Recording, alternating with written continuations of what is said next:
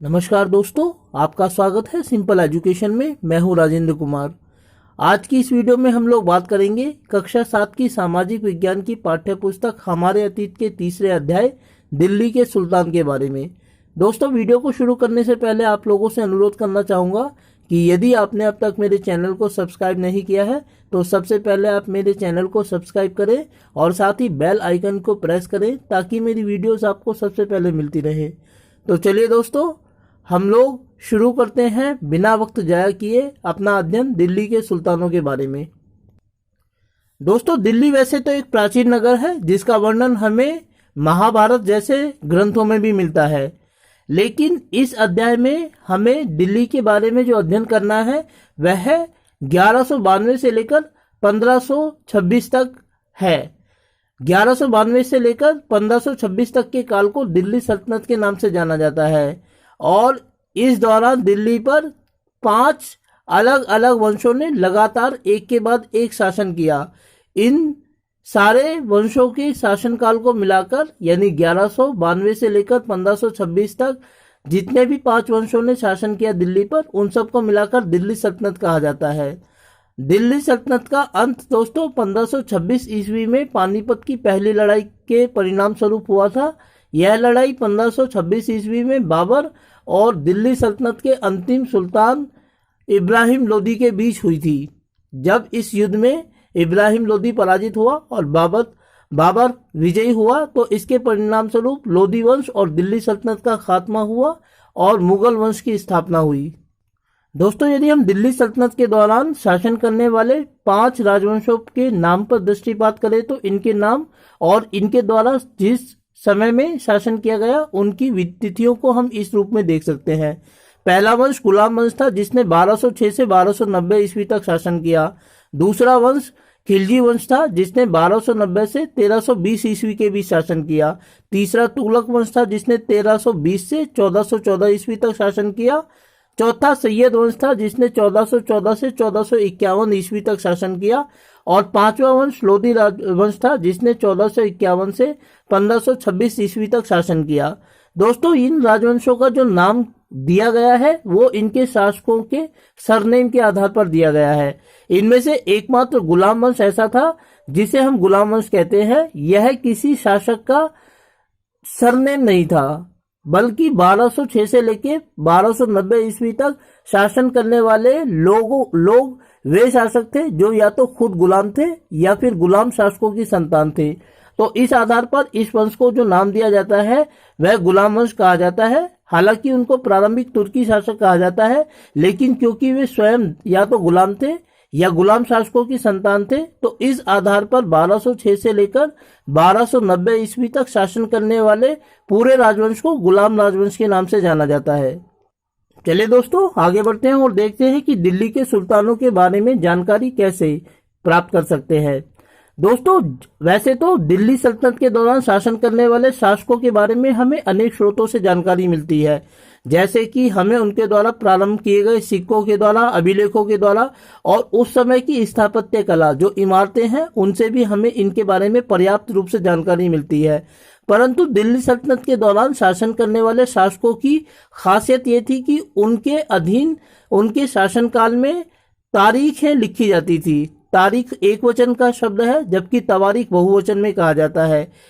ये एक ऐसा लेखन होता था जो दिल्ली सल्तनत के शासकों के दौरान उनके दरबार में लोगों के द्वारा लिखा जाता था। दिल्ली सल्तनत की जो प्रशासनिक भाषा थी दोस्तों जिसके अंतर्गत शासन चलाया जाता था वह फारसी थी। इसीलिए ये जो तारीखें लिखी जाती थी ये अक्सर फारसी भाषा में लिखी जाती थी और इन तारीखों से हमें दिल्ली सल्तनत के बारे में, उनके शासकों के बारे में और उनकी शासकों की नीतियों के बारे में पर्याप्त रूप से जानकारियां मिलती हैं। दोस्तों, इन तारीखों के लेखक कोई आम इंसान नहीं होते थे बल्कि अपने काम में बड़े ही प्रवीण व्यक्ति माने जाते थे जो इन काम को बड़ी ही बारीकी से करते थे। अक्सर वे प्रशासकों की तरह, कवियों की तरह, सचिवों और दरबारियों की तरह बड़े ही सुसंस्कृत व्यक्ति हुआ करते थे और अच्छी तरह शिक्षित प्राप्त होते थे और साथ ही अपने लेखन के माध्यम से शासकों को शासन संबंधी महत्वपूर्ण सलाह दिया करते थे। उदाहरण के लिए दोस्तों, दिल्ली सल्तनत के एक दरबारी लेखक थे जिनका नाम था फक्र-ए-मुदब्बिर। उन्होंने न्याय चक्र की परिकल्पना प्रस्तुत की थी। यह न्याय चक्र राजा और किसानों के बीच संबंधों को परिभाषित करता है और दिखाता है कि समाज में किस तरह से राजाओं का उदय हुआ, किसानों को उनसे क्या फायदा था और किसानों के लिए राजाओं के लिए किसान किस प्रकार उपयोगी थे। दोस्तों, न्याय चक्र के अंतर्गत जो फक्र-ए-मुदब्बिर है उन्होंने दर्शाया है कि क्योंकि किसानों का कार्य खेती करना है, लेकिन किसानों को अक्सर यह डर लगा रहता था कि डाकू लुटेरे उनको परेशान ना करें, और अक्सर ऐसा ही होता था कि डाकुओं के द्वारा, लुटेरों के द्वारा किसानों को परेशान किया जाता था, उनकी फसलों को नष्ट कर दिया जाता था या उनकी फसलों को लूट लिया जाता था। ऐसे में उन्हें एक ऐसे व्यक्ति की जरूरत थी जो डाकुओं से किसानों की रक्षा कर सके। इसीलिए राजाओं का उद्भव हुआ जिन्होंने किसानों की रक्षा डाकुओं से, लुटेरों से करना प्रारंभ कर दिया, और इस कार्य के बदले में किसान राजा को उसका पारिश्रमिक लगान के रूप में देने लगे। इस प्रकार यह प्रक्रिया किसान और राजा के बीच एक समझौते पर आधारित थी। इसी समझौते को न्याय चक्र का नाम दिया गया फक्र-ए-मुदब्बिर के द्वारा। लेकिन दोस्तों, इन तारीखों के लेखकों के द्वारा जो वर्णन प्रस्तुत किया गया था, हमें आंख बंद करके उसके ऊपर विश्वास नहीं कर लेना चाहिए, क्योंकि उनके अपने लेखन में भी हम अनेक खामियों को देखते हैं, और यदि हम उन खामियों को नजरअंदाज करके उनके लेखन को सर्वत्र शब्द से स्वीकार कर लेते हैं तो यह एक भारी भूल होगी। इसीलिए इन तारीखों को स्वीकार करने से पहले हमें उनकी कमियों के ऊपर भी दृष्टिपात करना चाहिए, और इस आधार पर हम उनकी कमियों को निम्नलिखित बिंदुओं के आधार पर समझ सकते हैं। दोस्तों, उनके लेखन की जो सबसे पहली कमी थी वह यह थी कि तवारीख के जो लेखक हुआ करते थे वो अक्सर दिल्ली जैसे शहरों में रहा करते थे, और ग्रामीण परिवेश में क्या कुछ हो रहा है इसकी उनको जानकारी नहीं होती थी। इसीलिए हमें उनके वर्णन को यह सोचकर स्वीकार नहीं कर लेना चाहिए कि जिस स्थान का उन्होंने वर्णन किया है दिल्ली सल्तनत के तमाम क्षेत्र में वे सारी घटनाएं सच थी, या वे घटनाएं, वे नीतियां साम्राज्य के सभी भागों पर समान रूप से लागू होती थी। अक्सर जिन शहरों में वे लोग रहा करते थे उसी शहरों का वे वर्णन किया करते थे, और वे नीतियां उस शहर तक ही संबंधित होती थी। इसके अलावा दोस्तों, हमने ये देखा था जब हमने प्रशस्ति वाले अध्याय का अध्ययन किया था, अध्याय 1 का, तब हमने देखा था कि अक्सर प्रशस्तियों के लेखक अपने शासकों की प्रशंसा करके उनसे इनाम प्राप्त करने की कोशिश करते थे। यही वाक्य इन तवारीखों के लेखकों के बारे में भी सत्य साबित होता है, क्योंकि ये तवारीख के जो लेखक होते थे वो अक्सर अपने शासकों की प्रशंसा करते थे, उनका मन बहलाने का कार्य करते थे, ताकि वे अपने लेखन के द्वारा अपने शासक को प्रसन्न कर सके और उनका शासक उनको बड़े बड़े इनाम से नवाज सके। तो इस प्रकार इनमें जो वर्णन किया जाता था वह अक्सर बढ़ा चढ़ाकर किया जाता था।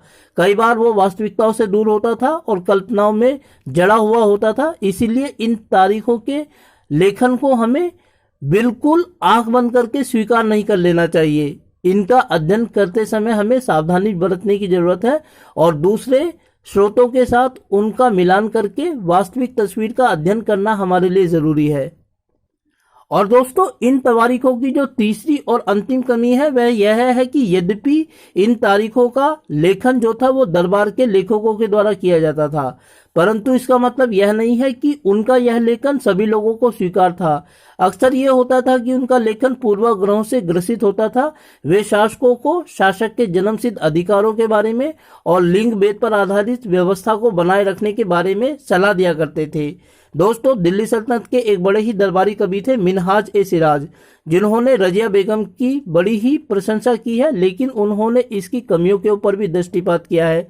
उनका मानना था कि रजिया बेगम यद्यपि एक महत्वपूर्ण शासिका थी, पुरुषों के समान योग्य थी, परंतु उसके इन सभी गुणों का कोई महत्व नहीं था, क्योंकि अपने आप में वह एक महिला थी।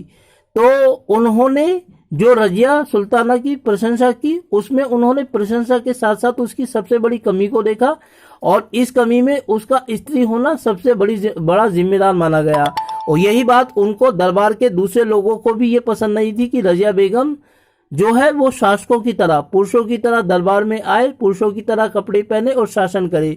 इसीलिए लोगों ने उनके शासन को स्वीकार नहीं किया और 1236 में उनके खिलाफ विद्रोह कर दिया, और इसी विद्रोह के परिणाम स्वरूप उनकी हत्या कर दी गई। तो दोस्तों, दिल्ली के सुल्तान के बारे में यह थी हमारी पहली वीडियो। मैं उम्मीद करता हूं कि आपको यह वीडियो अच्छी लगी होगी और साथ ही आपसे अनुरोध करता हूं कि यदि वीडियो अच्छी लगी तो वीडियो को लाइक करें और चैनल को सब्सक्राइब करें। साथ ही इस अध्याय की दूसरी वीडियोस के लिए और अन्य वीडियोस के लिए मेरे साथ बने रहे मेरे यूट्यूब चैनल सिंपल एजुकेशन पर। वीडियो को देखने के लिए आपका बहुत बहुत धन्यवाद दोस्तों।